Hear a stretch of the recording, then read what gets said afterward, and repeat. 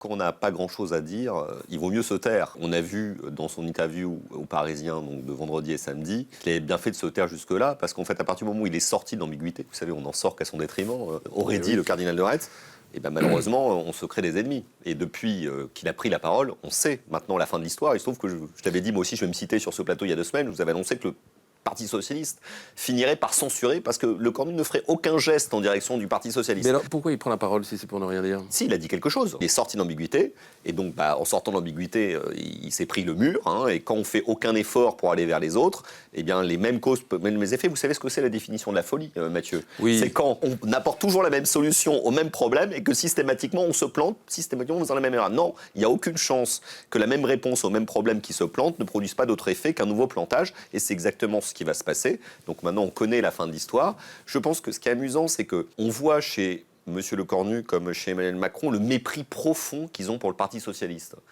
C'est-à-dire qu'en fait ils se disent on va quand même pas faire un deal avec eux pour de vrai. En fait on sent que ça leur arrache la gueule, de pouvoir faire une concession au Parti socialiste.